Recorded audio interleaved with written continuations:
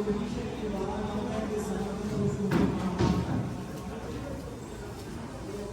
कोई नवी प्रथा नहीं है, ये गुरु अर्जन देव महाराज सच्चे पातशाह गुरु रामदास महाराज की कृपा है।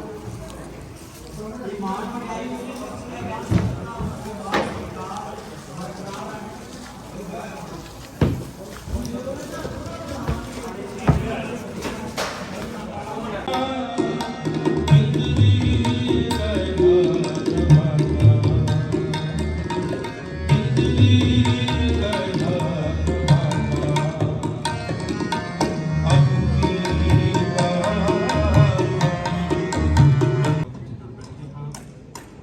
ਗੁਰਬਾਣੀ ਦੇ ਬਲਾਗਮਤ ਨਾਲੇ ਪਾਸੋਂ ਆਓ हम भाई साहब पासों गुरमत विचार सरन करिए जी जिन्होंने सफला करिए जी फतेह का काम फतेह वाहिगुरू जी का खालसा वाहिगुरू जी की फतेह।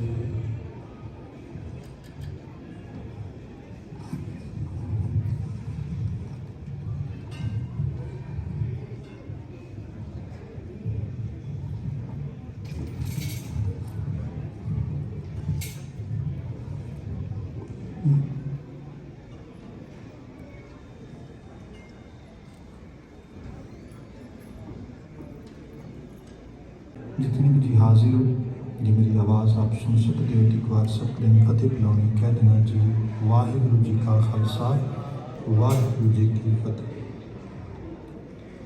धन बाबा कबीर जी का बचन जिसका समापन होंगे कि कह कबीर सुनो रे संतो खेत ही करो निबेरा अब की बार बख्श बंदे को बहुर न भोजन फेरा। यदि शुरुआत होती है देही गावा जियो धर्मह तो बसें पंच किरसाना नान नैनो नट्टू सरन रसपति इंद्री कहा न माना बाबा अब न बसोए गाँव घड़ी घड़ी का लेखा मांगे कायत चेतो ना ये बचन गा रहे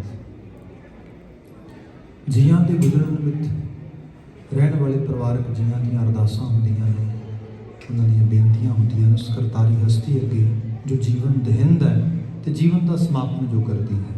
बाणी का बचन असीं पढ़ते हैं महाराज कहते कि वो करतार का कल्ले आवे नानका सदे उठी जाए उहदे भेजे जीव आउंदे उहदे सदे नाल इत्थों उठ के विदा होंदे।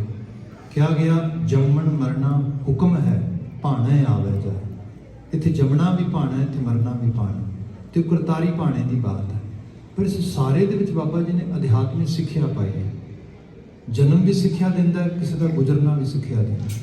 बाणी का बचन पढ़िए महाराज बयान करते आम मनुख की त्रासदी है कि खाना पीना हसना सौना विसर गया है मरना खसम विसार खुआरी कीनी त्रिग जीवन नहीं रहना।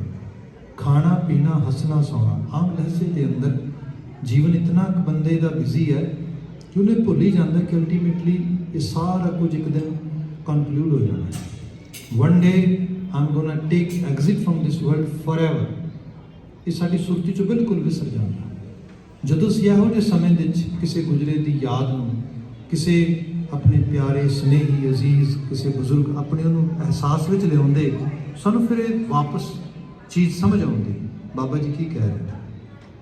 जो बाबा कबीर जी का बचन सी दे ही गावां जियों धर महतो कहन लगे जदों मैं इस पिंड नूं देखदा दे ही गावां आ शरीर एक पिंड की तरह है क्या जियो धर महतो मेरी बंदे संकोच करके पहुँचे ने और बेनती है गुरु का लंगर तैयार है लंगर छकन तो बिना कोई नहीं जाए गुरु का लंगर छक के जाना है। वाहिगुरू जी का खालसा वाहिगुरू जी की फतेह।